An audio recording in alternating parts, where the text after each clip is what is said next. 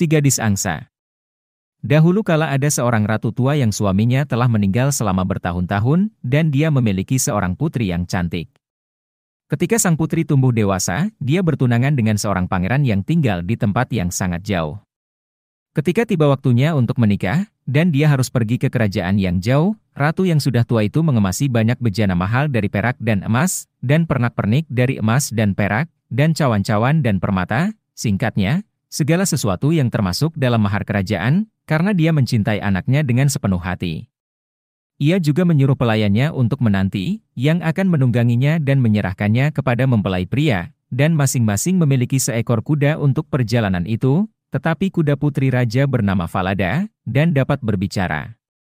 Maka ketika saat perpisahan telah tiba, ibu yang sudah tua itu masuk ke kamar tidurnya, mengambil pisau kecil dan memotong jarinya dengan pisau itu hingga berdarah, kemudian dia memegang sapu tangan putih di mana dia membiarkan 3 tetes darah jatuh, memberikannya kepada putrinya dan berkata, "Anakku, simpanlah ini baik-baik. Ini akan berguna bagimu dalam perjalananmu."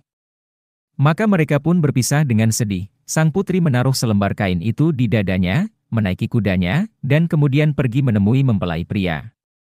Setelah menunggang kuda beberapa lama, ia merasa sangat haus, dan berkata kepada pelayannya, "Turunlah dari kuda, dan ambillah cawan yang kau bawa untukku, dan ambillah air dari sungai, karena aku ingin minum." "Jika engkau haus," kata pelayan itu, "turunlah dari kudamu sendiri, berbaringlah dan minumlah air, aku tidak mau menjadi pelayanmu." Maka dalam kehausannya yang luar biasa, sang putri turun dari kudanya, membungkuk di atas air di sungai dan minum, dan tidak diizinkan untuk minum dari piala emas. Kemudian dia berkata, "Ah, surga," dan ketiga tetes darah itu menjawab, "Jika ibumu mengetahui hal ini, hatinya akan hancur." Tetapi putri raja tetap rendah hati, tidak berkata apa-apa, dan menaiki kudanya lagi. Dia berkuda beberapa mil lebih jauh, tetapi hari itu hangat, matahari membakarnya, dan dia haus sekali lagi. Dan ketika mereka tiba di sebuah aliran air, dia kembali berseru kepada pelayan perempuannya, "Turunlah, dan berikan aku air dalam cangkir emasku," karena dia sudah lama melupakan perkataan buruk gadis itu. Tetapi pelayan wanita itu berkata dengan lebih angkuh, "Jika Anda ingin minum, minumlah sepuasnya, saya tidak memilih menjadi pelayan Anda." Kemudian dalam kehausannya yang luar biasa, putri raja turun, membungkuk di atas sungai yang mengalir, menangis dan berkata, "Ah, surga," dan tetesan darah kembali menjawab, "Jika ibumu tahu ini, hatinya akan hancur." Dan ketika ia sedang minum dan membungkuk di atas sungai, sapu tangan dengan 3 tetes darah itu jatuh dari dadanya, dan hanyut bersama air tanpa ia sadari, begitu besar masalahnya. Namun, pelayan wanita yang menunggu telah melihatnya, dan dia bersukacita karena berpikir bahwa dia sekarang memiliki kuasa atas pengantin wanita, karena sejak sang putri kehilangan tetesan darahnya, dia menjadi lemah dan tidak berdaya. Jadi sekarang ketika dia ingin menaiki kudanya lagi, kuda yang bernama Falada, pelayan wanita itu berkata, "Falada lebih cocok untuk saya, dan omelan saya akan melakukannya untukmu," dan sang putri harus puas dengan hal itu. Kemudian pelayan wanita itu, dengan banyak kata-kata kasar, menyuruh sang putri menukar pakaian kerajaannya dengan pakaiannya sendiri yang lusuh, dan dengan panjang lebar ia dipaksa untuk bersumpah demi langit yang cerah di atasnya, bahwa ia tidak akan mengatakan sepatah kata pun tentang hal ini kepada siapapun di istana, dan jika ia tidak mengambil sumpah ini, ia akan dibunuh di tempat. Tapi Falada melihat semua ini, dan mengamatinya dengan baik. Pelayan yang menunggu sekarang menunggangi Falada, dan pengantin yang sebenarnya menunggangi kuda yang buruk, dan dengan demikian mereka melanjutkan perjalanan, sampai akhirnya mereka memasuki istana kerajaan. Ada kegembiraan besar atas kedatangannya, dan sang pangeran melompat maju untuk menyambutnya, mengangkat pelayan wanita dari kudanya, dan mengira dia adalah permaisurinya. Dia dibawa ke atas, tetapi putri yang sebenarnya tetap berdiri di bawah. Kemudian raja tua itu melihat keluar jendela dan melihatnya berdiri di halaman, dan betapa cantiknya dia, dan langsung pergi ke apartemen kerajaan, dan bertanya kepada pengantin wanita tentang gadis yang bersamanya yang berdiri di bawah di halaman, dan siapakah dia? "Aku menjemputnya dalam perjalananku untuk menjadi pendamping, berilah gadis itu sesuatu untuk dikerjakan, agar ia tidak berpangku tangan." Tetapi raja tua itu tidak memiliki pekerjaan untuknya, dan tidak tahu apa-apa, jadi dia berkata, saya memiliki seorang anak laki-laki yang menggembalakan angsa, dia dapat membantunya. Anak laki-laki itu bernama Conrad, dan pengantin perempuan yang sebenarnya harus membantunya untuk menggembalakan angsa-angsa itu. Segera setelah itu, pengantin palsu berkata kepada Raja Muda, "Suamiku tersayang, aku mohon tolonglah aku." Dia menjawab, "Saya akan melakukannya dengan senang hati. Kalau begitu, suruhlah tukang pukul, dan potonglah kepala kuda yang saya tunggangi di sini, karena kuda itu telah mengganggu saya dalam perjalanan." Pada kenyataannya, dia takut kuda itu akan menceritakan bagaimana dia berperilaku kepada putri raja. Kemudian dia berhasil membuat raja berjanji bahwa hal itu harus dilakukan, dan Falada yang setia harus mati. Hal ini sampai ke telinga putri yang sebenarnya, dan dia diam-diam berjanji untuk membayar si pemukul dengan sepotong emas jika dia mau melakukan layanan kecil untuknya. Ada sebuah gerbang besar yang tampak gelap di kota itu, yang setiap pagi dan sore harus dilewati oleh sang putri bersama angsa-angsa. Maukah ia berbaik hati memaku kepala Falada di gerbang itu, agar sang putri dapat melihatnya lagi, lebih dari sekali?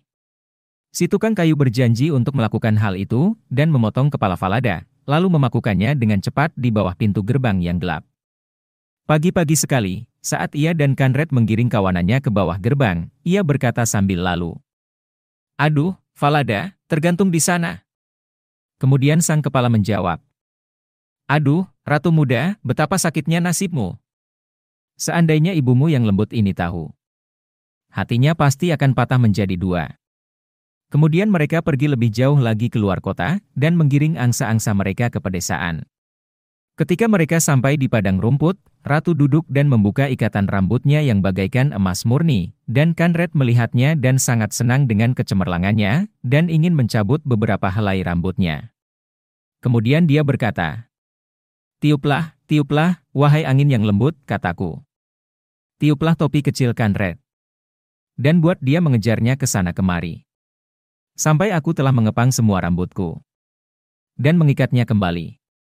Dan datanglah angin yang begitu kencang sehingga menerbangkan topi Conrad jauh ke seberang, dan dia terpaksa mengejarnya.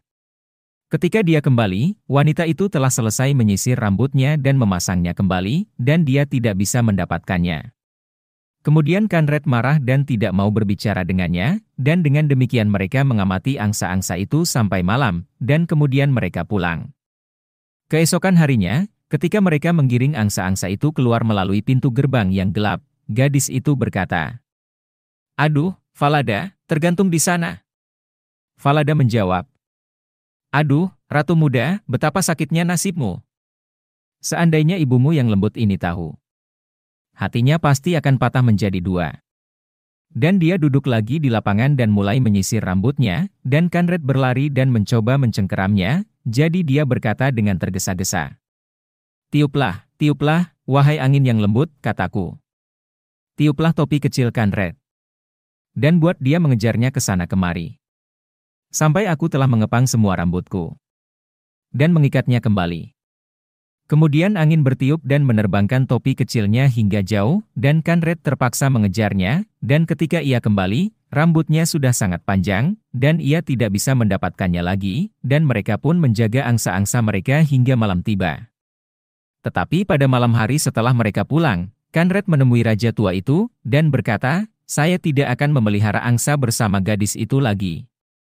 "Mengapa tidak?" tanya raja yang sudah tua itu. "Oh, karena dia membuatku jengkel sepanjang hari." Kemudian raja yang sudah tua itu memerintahkannya untuk menceritakan apa yang telah dilakukan gadis itu kepadanya. Dan Conrad berkata, "Di pagi hari ketika kami melewati gerbang gelap bersama kawanan domba, ada kepala kuda yang menyesal di dinding, dan dia berkata kepadanya, 'Aduh, Falada, tergantung di sana.' Dan kepala itu menjawab, 'Aduh, Ratu Muda, betapa sakitnya nasibmu. Seandainya ibumu yang lembut ini tahu, hatinya pasti akan patah menjadi dua." Dan Conrad melanjutkan dengan menceritakan apa yang terjadi di padang rumput angsa, dan bagaimana ketika berada di sana ia harus mengejar topinya. Raja yang sudah tua itu memerintahkannya untuk menggiring kawanan angsanya keesokan harinya, dan ketika pagi tiba, dia menempatkan dirinya di balik gerbang yang gelap, dan mendengar bagaimana gadis itu berbicara dengan kepala Falada, dan kemudian dia juga pergi ke desa itu, dan bersembunyi di semak-semak di padang rumput. Di sana ia segera melihat dengan matanya sendiri gadis angsa dan anak angsa membawa kawanan angsa mereka, dan bagaimana setelah beberapa saat ia duduk dan mengurai rambutnya, yang bersinar dengan cahaya. Dan tak lama kemudian dia berkata, "Tiuplah, tiuplah, wahai angin yang lembut," kataku. "Tiuplah lihat kecilkan Red." Dan membuatnya mengejarnya di sana-sini. Sampai aku telah mengepang semua rambutku. Dan mengikatnya lagi. Kemudian datanglah hembusan angin dan menerbangkan topi Kanred, sehingga dia harus berlari jauh, sementara gadis itu dengan tenang terus menyisir dan mengepang rambutnya, yang semuanya diamati oleh raja. Kemudian, tanpa terlihat, dia pergi, dan ketika gadis angsa itu pulang ke rumah pada malam harinya, dia memanggilnya ke samping, dan bertanya mengapa dia melakukan semua hal ini. "Saya tidak dapat menceritakan hal itu kepada Anda, dan saya tidak berani meratapi kesedihan saya kepada seorang pun, karena saya telah bersumpah untuk tidak melakukannya demi surga yang ada di atas saya. Jika saya tidak melakukan itu, saya pasti akan kehilangan nyawa saya." Dia mendesaknya dan tidak memberikan ketenangan kepadanya, tetapi dia tidak dapat menarik apapun darinya. Lalu ia berkata, "Jika engkau tidak mau mengatakan apa-apa kepadaku, ceritakanlah penderitaanmu kepada tungku besi di sana." Lalu ia pergi.